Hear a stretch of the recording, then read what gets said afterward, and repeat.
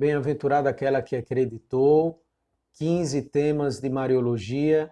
Bem-vindos ao nosso 8º tema, Maria no Evangelho segundo São Lucas. E para iniciar este nosso encontro de estudos, vamos abrir o nosso coração para acolher a graça de Deus que nos é dada através de Maria. E façamos isto rezando com São Bernardo, um grande devoto da Virgem Maria. Lembrai-vos, ó piedosíssima Virgem Maria, que nunca se ouviu dizer que algum daqueles que a vós tem recorrido, implorado vossa assistência e invocado vosso socorro, fosse por vós desamparado. Animado com igual confiança, eu recorro e venho a vós. Gemendo debaixo do peso dos meus pecados, me prostro a vossos pés, ó Virgem das Virgens. Não desprezeis as minhas súplicas, ó Mãe do Verbo encarnado, mas ouvi-as favoravelmente e dignai-vos atender-me. Amém. Maria no Evangelho segundo Lucas. Para tratarmos deste tema tão importante na Mariologia bíblica, como nós estamos abordando nestes nossos primeiros encontros, nestes nossos primeiros temas, precisamos mais uma vez nos recordar que Lucas, juntamente com Mateus, representam uma fase positiva no aprofundamento da consciência da Igreja primitiva acerca do mistério da Virgem Maria. Lucas e Mateus estão ali entre os anos 80 e 95 depois de Cristo, representando um aprofundamento acerca do mistério de Cristo e, paralelamente, acerca do mistério da Virgem Maria. Vamos entender agora o Evangelho de Lucas e a partir do Evangelho de Lucas, toda a obra lucana. A obra de Lucas, ou obra lucana, relacionada a Lucas, é uma obra original na literatura do Novo Testamento. Enquanto Mateus, Marcos e João se concentram aparentemente apenas na vida de Jesus, Lucas divide seu trabalho em 2 volumes, o Evangelho e o livro dos Atos dos Apóstolos. Assim, a obra lucana distingue com clareza o tempo de Jesus e os primórdios da Igreja. E também articula, conjuga, relaciona a história de Jesus com a história da Igreja primitiva. Ao escrever a memória de Jesus e da Igreja, Lucas e Atos representam um empreendimento literário ambicioso do cristianismo primitivo, que, pela primeira vez, procura se autocompreender na história da salvação. Ao celebrar a memória de Jesus e a memória da Igreja nascente, principalmente da Igreja de Jerusalém, a obra de Lucas mostra uma primeira síntese da compreensão que o próprio cristianismo nascente tinha da sua participação na história da salvação. O cristianismo começa a se entender como o espaço da realização plena e definitiva da história salvífica, tanto para o povo de Israel e, a partir deste, para a humanidade. Na obra lucana, a história está intrinsecamente ligada à teologia. Lucas é uma obra muito interessante porque ele atenta para aspectos históricos, geográficos, culturais muito precisos, porque a partir desta realidade humana concreta, Lucas procura entender a manifestação do Kairos, do tempo de Deus, da graça divina no tempo humano. Lucas lê a história humana à luz da história da salvação. Por isso, a história evangélica de Jesus, relatada na obra Evangelho, parece como a irrupção, é apresentada, melhor dizendo, como a irrupção, a emergência, o nascimento da salvação no nosso tempo. Assim, Lucas aponta a história de Jesus como a preparação e o fundamento da história da igreja, da história missionária da comunidade que nasce de Jesus. E nesta história da igreja missionária, Lucas destaca de maneira muito particular a história de Pedro, de Estevão e de Paulo, que são os três grandes personagens dos Atos dos Apóstolos. Provavelmente, o Evangelho de Lucas foi escrito entre os anos 80 e 90, portanto, quase ali 60 anos após todo o evento Jesus de Nazaré morto e ressuscitado. Portanto, Lucas já apresenta uma tradição cristã solidificada, mais aprofundada e mais sistematizada depois de algumas décadas. A partir do século II do cristianismo, esta obra do Evangelho e dos Atos foi atribuída de maneira muito mais sólida a Lucas, médico e colaborador e companheiro de viagem do apóstolo Paulo.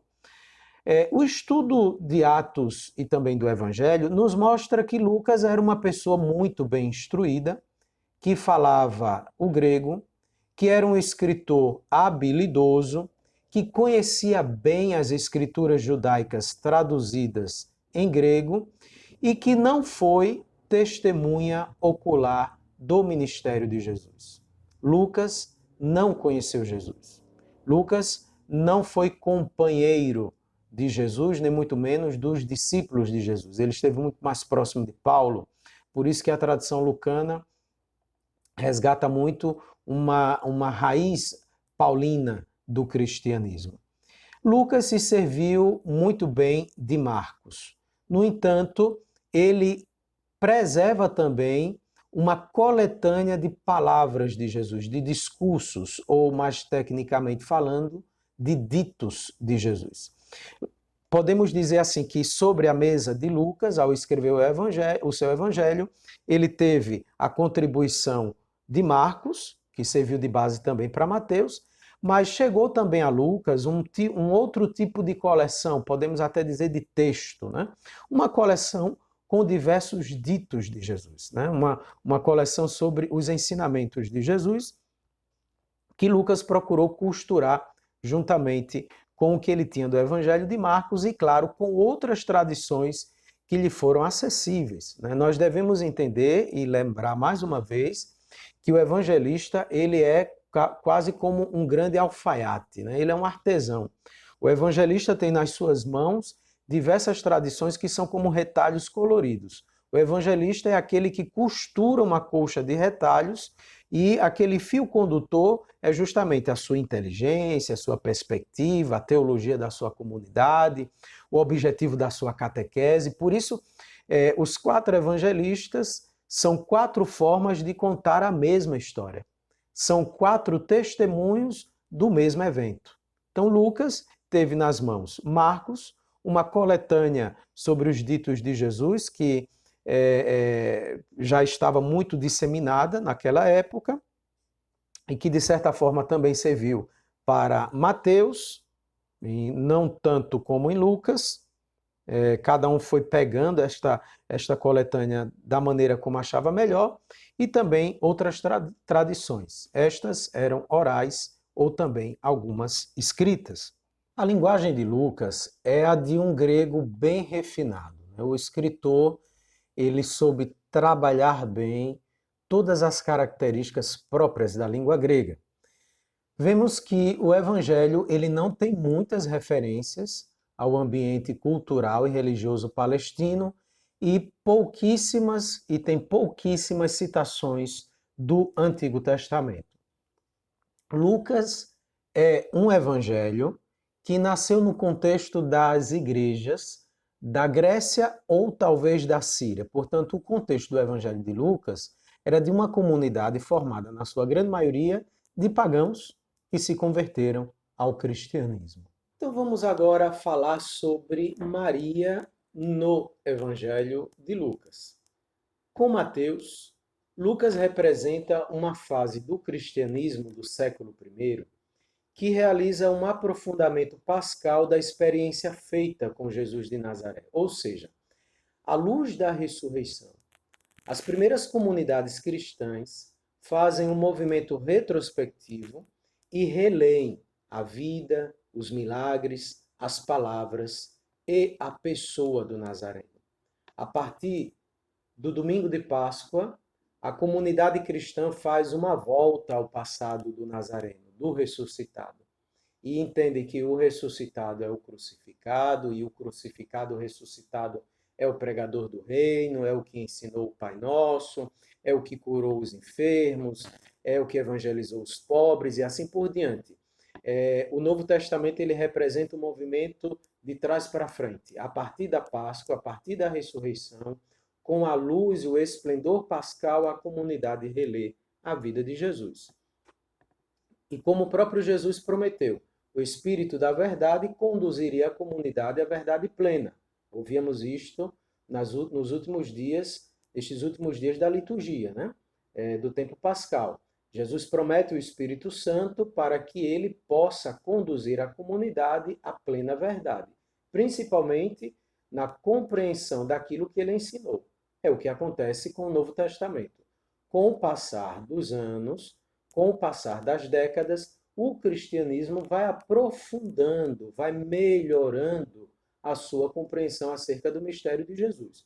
Por exemplo, nós, depois de 2000 anos, nós temos coleções de teologia, nós temos um tratado cristológico bem organizado, já são 2000 anos de cristianismo, de aprofundamento, de reflexão acerca do mistério de Cristo. Assim aconteceu no primeiro século da era cristã. E Lucas, juntamente com Mateus, representa um passo importante neste processo de aprofundamento. É a chamada releitura pascal. Nesta releitura pascal, também se insere a pessoa da mãe de Jesus, pois ela é totalmente relacionada ao seu filho. A partir do momento que o cristianismo vai conhecendo mais e melhor quem é Jesus, o ressuscitado, paralelamente vai conhecendo mais e melhor quem é a sua mãe. Assim, no mistério de Jesus Cristo, Filho de Deus encarnado, morto e ressuscitado, aprofunda-se o mistério da sua mãe. A grande contribuição da Mariologia de Lucas, como também da Mariologia de Mateus, está justamente nas narrativas da infância dos capítulos 1 e 2. São os grandes textos lucanos sobre a Virgem Maria. No resto do Evangelho, Maria não é mais nominada, e as referências a ela tendem a apresentá-la à luz do discipulado. Sendo assim, os grandes textos de Lucas, que precisamos dar uma maior atenção para aprofundar a sua Mariologia, são justamente os textos do Evangelho da infância, das narrativas da infância de Jesus. Vocês podem conferir aqui no nosso slide a organização destes textos marianos no Evangelho de Lucas. Então, os três grandes textos, os mais importantes de Lucas são a Anunciação, Lucas 1, 26 a 38, a Visitação, Lucas 1, 39 a 45 e o Magnífica, Lucas 1, 46 a 56.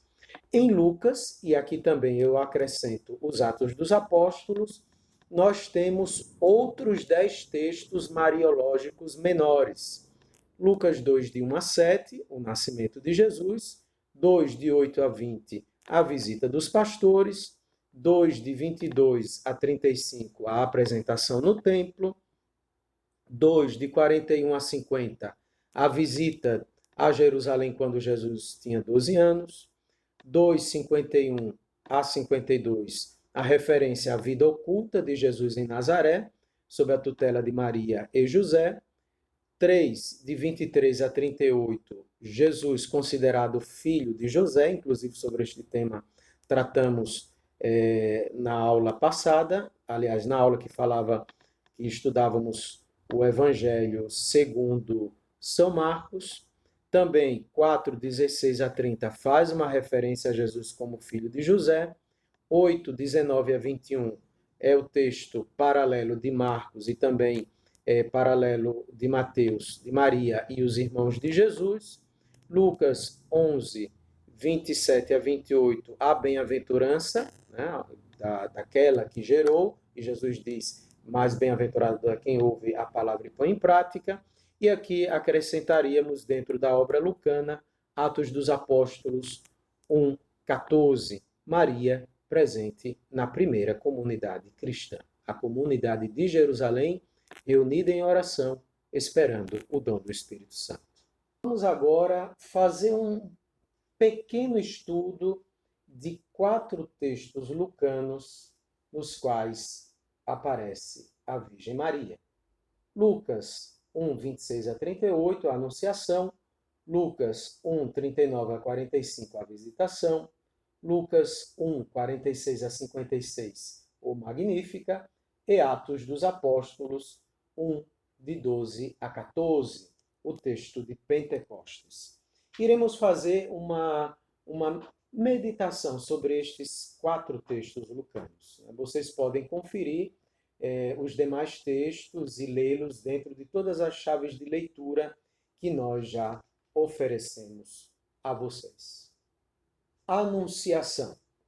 Lucas, capítulo 1, do versículo 26 ao 38. Esse texto da Anunciação, que é muito conhecido nosso, inclusive porque é muito proclamado nas liturgias marianas, ele se encaixa no quadro muito particular do Antigo Testamento e repetido também no Novo, dos chamados de vocação. O quadro é vocacional. Aqui vemos a vocacionada Maria, o vocacionador, que é Deus, e o fruto da missão, a missão, que é ser mãe do Messias, do Redentor, e o fruto da missão, que é o próprio mistério da encarnação. Aqui nós vemos um paralelo do chamado, da anunciação a Maria, do chamado de Maria, com a vocação de Gedeão, lá em Juízes 6, de 11 a 24. Gedeão é chamado por Deus para libertar o povo. Né? A perspectiva teológica é a mesma. Inclusive, vocês podem conferir depois, o vocabulário é muito parecido. Né? Então, poderíamos entender aqui Maria como a figura de Gedeão, aquela que vem libertar o povo, mas não porque ela é a libertadora, mas é porque ela traz o libertador. Também, o texto da Anunciação a Maria tem um paralelo muito bonito com o anúncio do nascimento de Sansão, em Juízes, capítulo 13, do versículo 2 ao 7. Maria teria como uma prefiguração deste texto a mãe de Sansão. Sansão, nós sabemos que é o grande juiz, um dos grandes juízes da história de Israel. Aí poderíamos dizer, o grande libertador, o verdadeiro juiz, aquele que conduz o povo verdadeiramente à posse da terra prometida, não é o Sansão do Antigo Testamento, mas é o filho de Maria. Isso é muito bonito, né? É importante a gente ter esta dinâmica de leitura dos textos do Novo Testamento com a perspectiva do Antigo, né? Porque o Novo Testamento, ele cumpre e leva à plenitude. Então, esses dois paralelos nos ajudam muito bem para entender a vocação de Maria. Também em Gênesis 17, 19 a 21, vemos o anúncio a Abraão do nascimento de Isaac. Isaac, filho de Abraão e de Sara, né? O verdadeiro Isaac, o Isaac da promessa, é Jesus Cristo. Né? E é muito bonito a gente perceber que Jesus é o verdadeiro Isaac, porque o primeiro Isaac trouxe às costas os feixes sobre os quais foi deitado e os quais seriam queimados para que ele fosse oferecido em holocausto pelas mãos do próprio Pai. Jesus, a caminho do Calvário, carrega o madeiro da cruz e é colocado sobre este madeiro e é oferecido em holocausto ao Pai para salvar a humanidade. Então, ele é o verdadeiro Isaac. Então, este texto da anunciação do anjo a Maria pode também ser lido à luz da vocação de Sara, a mãe de Isaac, né? A Sara, que é a mulher que gera o filho da promessa, o único. Aí aqui vem a questão do dogma da virgindade perpétua de Maria. Isaac é o único de Sara e de Abraão. Jesus é o único de Maria. Nós falávamos sobre isto nas aulas passadas, né? Principalmente ao tratar do Evangelho segundo São Marcos. Se Jesus é o novo Isaac, Maria tem em Sara de Gênesis uma prefiguração que nos ajuda a entendê-la como mulher da promessa, né? Canal da promessa, instrumento de Deus para a libertação. O anjo vai a Nazaré. Nazaré é um povoadozinho insignificante da Galileia, e como dizíamos, Lucas é muito atento às particularidades históricas e geográficas, e aqui ele pontua muito bem que a Virgem é de Nazaré, de uma cidadezinha da Galileia. A geografia é a geografia da pobreza, porque nós sabemos muito bem que a Galileia é conhecida como a Galileia dos pagãos, dos impuros, né? Os judeus do centro, né, ao sul, em Jerusalém, em Judá, desconsideravam os judeus do norte, da Galileia, porque os consideravam impuros, já que eles estavam na fronteira de outros países e, portanto, sofriam, inclusive, influências religiosas destas outras nações. O judaísmo galileu era um judaísmo um tanto sincrético. Aqui no Brasil a gente conhece essa realidade muito forte no nosso catolicismo popular, né? O nosso catolicismo ele é muito sincrético, ele se mistura por conta de toda a história com influências da religiosidade afro, indígena, mestiça, portuguesa e assim por diante. O judaísmo galileu era um tanto sincrético, né? Por isso que os judeus do centro, considerados puros, né, do centro de Jerusalém, que era a capital religiosa e também política, olhavam para o norte galileu e consideravam os judeus de lá como impuros, iletrados, sincréticos, infiéis, pois é justamente nesta Galileia que Deus se encarna, né? E dentro da Galileia, na paupérrima Nazaré. Repito, insignificante. Enviado a uma virgem, já falávamos deste aspecto da promessa da virgem já em Isaías 7:14, que inclusive vai ser repetido mais à frente, desposada com José, né, prometida em casamento a José, da casa de Davi, e falávamos sobre isto no Evangelho segundo Mateus. Jesus recebe a dignidade davídica justamente de José, que o adota como pai, como filho, perdão, e se torna pai legal de Jesus. A saudação do anjo nos lembra Sofonias 3:14 e 15 e Zacarias 2:14. Alegra-te, cheia de graça, alegra-te, filha de Jerusalém, alegra-te, filha de Sião, o Senhor vem a ti, o Senhor está em teu meio. Falávamos sobre isto quando tratávamos de Maria prefigurada no Antigo Testamento. Zacarias e Sofonias são trazidos à realidade e à plenitude aqui na boca do anjo, que saúda Maria e vê nela a filha de Sião. Maria deixa de ser chamada Maria e tem um novo nome. Alegra-te, cheia de graça. O anjo não diz alegra-te, Maria, ele diz alegra-te, cheia de graça, plena da graça. Em grego é keharitomene, ou seja, plena, cheia, totalmente plasmada pela graça de Deus. Em toda a Sagrada Escritura, apenas aqui, neste versículo 28 do capítulo 1 do Evangelho de Lucas, é que temos esta expressão cheia de graça. É cheia, plena, repleta, transbordante. Aqui nós temos já uma fundamentação para o dogma da Imaculada Conceição. Maria é a graça, né? Maria é agraciada, Maria é identificada totalmente com Deus, né? Totalmente com a graça de Deus. O Senhor está contigo, né? A promessa de Zacarias, de Sofonias, de Joel e dos profetas da esperança, né? O anjo fala para Maria da sua missão. Maria antes se perturba, Maria questiona, isso é próprio dos relatos de vocação. A pessoa humana diante de uma teofania, de uma manifestação de Deus, treme, porque diante de Deus não nos resta mais do que o temor. Então, Maria é a mulher do temor de Deus, ela teme ao Senhor, que a ela se manifesta, por isso que o anjo diz, não temas, Maria. Basta ver a vocação de Jeremias, a vocação de Abraão, que é a vocação de Abrão, depois chamada Abraão, a vocação de Isaías e tantos profetas e profetisas do Antigo Testamento que fizeram esta experiência do santo temor. Conceberás e darás à luz um filho e o chamarás de Jesus. Yeshua, Javé salva.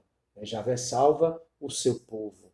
Ele veio para libertar. Sobre este nome já fala o capítulo 1 do Evangelho segundo Mateus. Ele será grande, será chamado Filho do Altíssimo, né?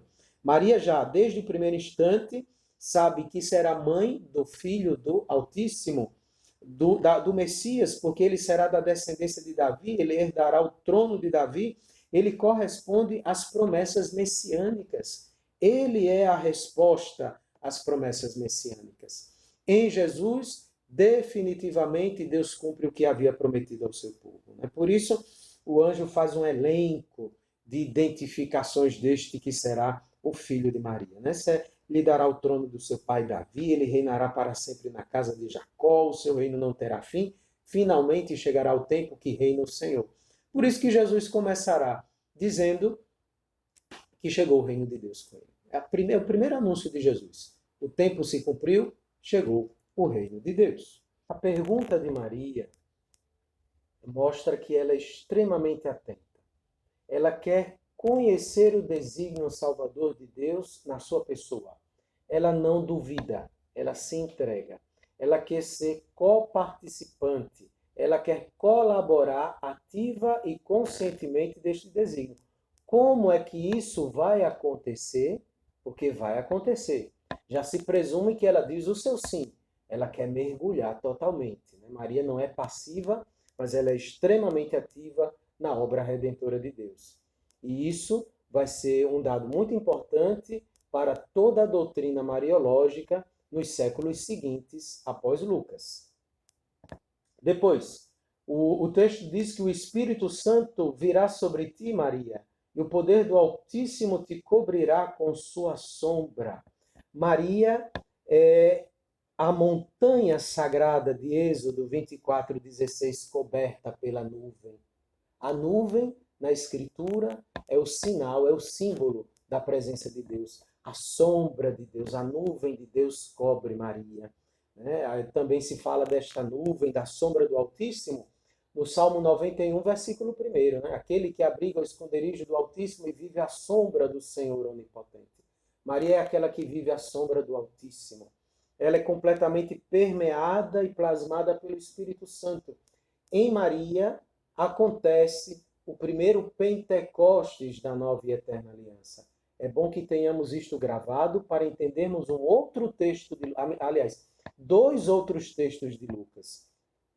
Maria é a primeira que experimenta o dom do Espírito Santo na nova e eterna aliança. Claro que o Espírito Santo é o dom pascal por excelência, vai ser dado em plenitude na Páscoa de Jesus Cristo em Pentecostes. Mas este dom já é pré-anunciado e já é pré-gustado, saboreado e vivido aqui no mistério da encarnação. Maria é a primeira, Maria vive um Pentecostes pessoal. Maria vive um Pentecostes pessoal. Ela é a mulher do Espírito Santo. Por isso que nós a saudamos como esposa do Espírito Santo. Ela é desposada pelo Espírito que a fecunda e que assim gera no seu útero o Verbo de Deus encarnado. E para Deus nada é impossível, vários textos do Antigo Testamento relembram isso, Gênesis 18:14, Jeremias 32:27, e Maria acredita no Deus da promessa e do impossível e diz, fiat, faça-se, eis-me aqui. A disponibilidade de Maria é a mesma é fundamentada na disponibilidade dos grandes profetas. Isaías, eis-me aqui, Senhor, envia-me. E tantos outros, Jeremias e tantos outros que se deixaram chamar e tocar por Deus. Maria é profetisa, Maria se deixa plasmar. E assim, no seu ventre se encarna o verdadeiro Deus. E ela se torna mãe do Filho do Altíssimo, mãe do Verbo de Deus, feito carne na plenitude dos tempos no seu ventre. A visitação. Lucas, capítulo 1, do versículo 39 ao 45. Este texto nos mostra Maria extremamente ativa diante do desígnio de Deus. Maria se põe a caminho, se dirige apressadamente a uma cidade de Judá, passa um caminho muito perigoso que é a região montanhosa da Judéia. Maria saúda Isabel, Maria é objeto da saudação também de Isabel e, por último, Maria canta. Maria extremamente ativa, consciente, dinâmica, criativa. Maria se põe a caminho, se dirige apressadamente e saúda. Saúda Isabel como Shalom, a paz. A paz que era a saudação própria de todo judeu. Maria é portadora da paz, né? E os padres da igreja vão dizer Maria é portadora de Cristo, uma expressão em grego diz Cristófora, né? Portadora de Cristo, aquela que carrega em si Cristo para dar aos outros. Eis que Maria saúda Isabel. E o texto diz lá no versículo 41 que Isabel ficou cheia do Espírito Santo. Um segundo Pentecostes pessoal ligado a Maria. Se Maria foi objeto do primeiro Pentecostes, porque o Espírito Santo veio nela, através da saudação de Maria, o Espírito Santo vem a Isabel. Maria é portadora do Cristo e com o Cristo ela é portadora também do Espírito Santo. Então, através de Maria, nós temos a possibilidade de fazer a experiência de abertura à graça do Espírito Santo. É bom que gravemos isto para falarmos do último texto que teremos como conclusão deste nosso estudo, do Evangelho segundo São Lucas. O quadro no qual Lucas emoldura a sua lembrança, a tradição da visita de Maria à sua parente Isabel, é um quadro que vocês já conhecem, vocês que estão acompanhando o nosso curso, porque eu já me referi ao estudar o Antigo Testamento com vocês, a um texto de 2 Samuel, capítulo 6, do versículo 9 ao 11. A visita da Arca da Aliança a Davi, a entronização desta arca na cidade de Jerusalém, que passa a ser, além do centro político, o centro cultural e religioso do povo judeu. Então, em 2 Samuel, esta arca é trazida a Jerusalém, governada por Davi, para que justamente Jerusalém se torne o centro religioso do povo que chega a um satisfatório grau de unidade nacional. Davi, diante da arca, diz: como posso merecer que a arca do meu Senhor me venha visitar? E ele faz isso cheio de temor, mas antes disso ele pulava e dançava com alegria, juntamente com a procissão que entronizava a arca. E esta arca fica 3 meses na casa de Obed-edom de Gate. Maria ficou 3 meses na casa de Isabel. Isabel, cheia do Espírito Santo, depois de proclamá-la bendita entre as mulheres, e bendito o fruto do seu ventre, ela diz: donde me vem que a mãe do meu Senhor me venha visitar? Donde me vem que a arca do meu Senhor me venha visitar? Disse Davi. A moldura literária para Lucas é a moldura de 2 Samuel 6, de 9 a 11. Porque assim Lucas consegue resgatar a memória de um fato histórico e dá também toda a conotação teológica dele. Maria é a arca da nova aliança. Se na arca da aliança havia as tábuas dos 10 mandamentos, na arca da nova aliança da nova aliança está o autor dos 10 mandamentos. Esta nova arca é portadora do próprio Deus dos 10 mandamentos. Então, Maria é aqui apontada como arca da nova aliança. É aquele que está nela como o Deus feito carne. É por isso que ele é Emanuel, Deus conosco. Por isso aqui a gente tem que lembrar de Gálatas 4. Na plenitude dos tempos, Deus enviou seu filho nascido de mulher. E Isabel chama o filho de Maria de seu Senhor. Este é um título divino. Kyrios, em grego, Deus é chamado de Kyrios na Bíblia. Então, Isabel, cheia do Espírito Santo, reconhece o filho de Maria como Kyrios, como Deus. Portanto, como posso merecer que a mãe do meu Deus me venha visitar? Dogma da maternidade divina de Maria. Maria é mãe de Deus. Não é mãe do Pai nem mãe do Espírito Santo. Nem é mãe da segunda pessoa da Santíssima Trindade, do Verbo eterno unigênito, antes dele se encarnar. Ela é mãe do Verbo de Deus encarnado. Encarnado onde? No ventre dela.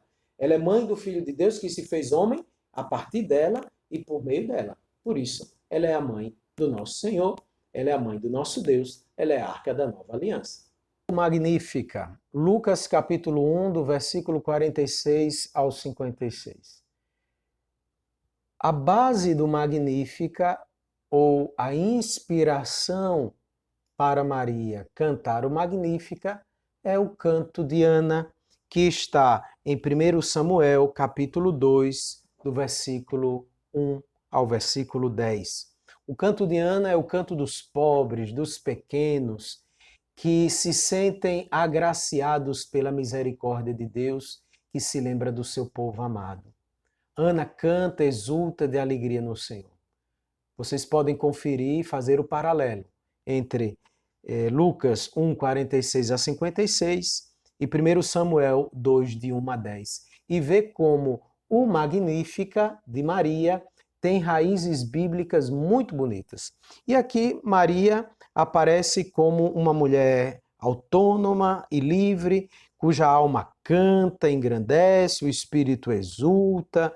Ela se reconhece objeto da misericórdia de Deus, olhou para a humilhação de sua serva como Ana. Ana reconhece que Deus olhou para a sua humilhação, Ana que era estéril e não podia gerar filhos, e portanto, depois de clamar ao Senhor, tem a graça de gerar Samuel, o primeiro profeta de Israel.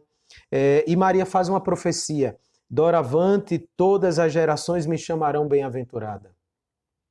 Maria será reconhecida pelas gerações seguintes como bendita, como agraciada, como repleta do favor de Deus, como bem-aventurada. É uma profecia que se cumpriu e se cumpre nestes 2000 anos de cristianismo. No entanto, Maria dá a causa desta bem-aventurança, que não é ela mesma, mas são as maravilhas do Todo-Poderoso em favor dela. Pois o Todo-Poderoso fez grandes coisas em meu favor.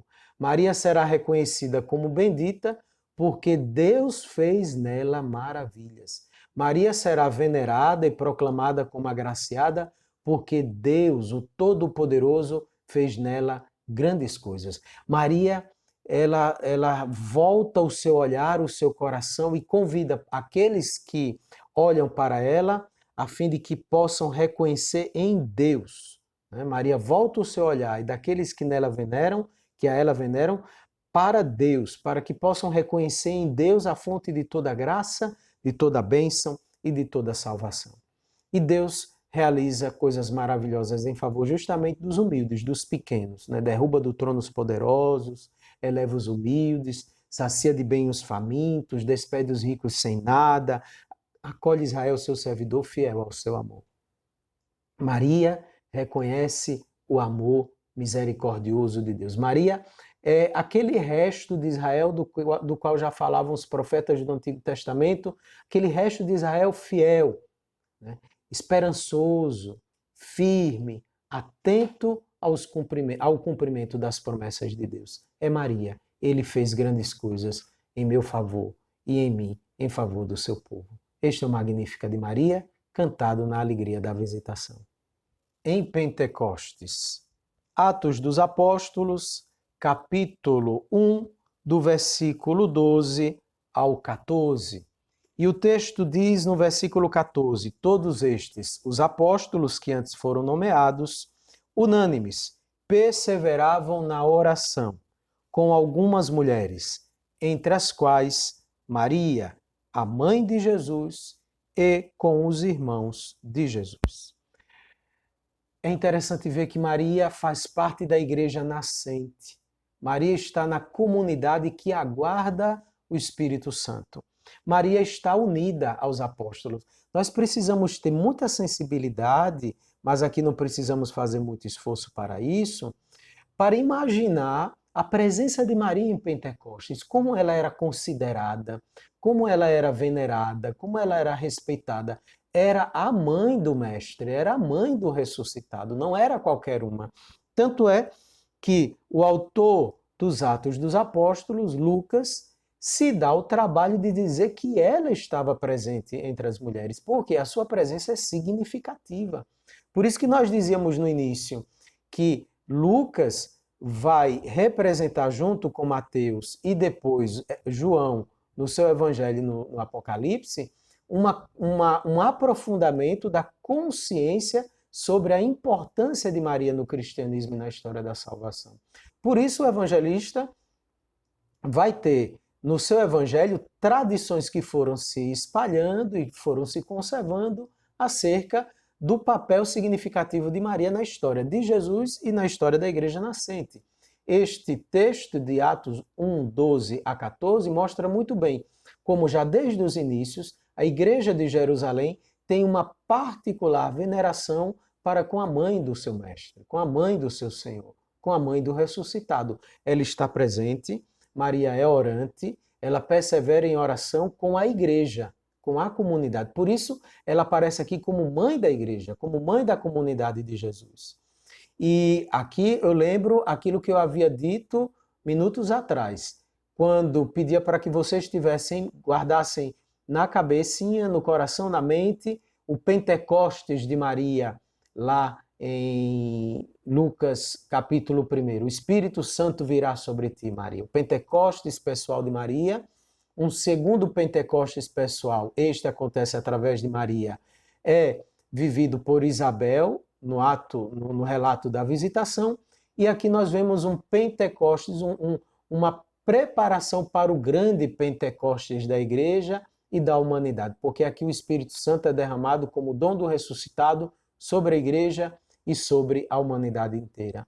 Maria está aqui perseverante em oração, não porque ela precisasse receber o Espírito Santo, pois ela foi a primeira a receber o Espírito Santo na economia da nova aliança. Mas Maria está aqui presente como garantia e penhor de que Deus cumprirá a promessa do derramamento do Espírito Santo. Maria era repleta do Espírito e ela está na igreja unida em oração para dizer: é verdade, Deus cumprirá através do meu filho a promessa da força do alto. Maria é a garantia de que Pentecostes se realizará. Maria é o penhor e o sinal de que a promessa de Jesus se cumpriria, porque nela aconteceu. Por isso Maria é a mulher de Pentecostes. Maria é a mãe da igreja nascente. Maria é a mãe da igreja que é plasmada pelo Espírito Santo dado em Pentecostes. Vejam como é bonito esse texto. E vejam como nós podemos, nestes 4 grandes textos de Lucas, ver a beleza de Maria, uma mulher toda de Deus e humana, mas toda de Deus, livre, consciente, ativa, mulher da palavra, mulher orante, mulher da comunidade, mulher livre, mulher que dialoga com Deus. Esta é Maria no Evangelho segundo São Lucas. Esta é a mãe do nosso Senhor.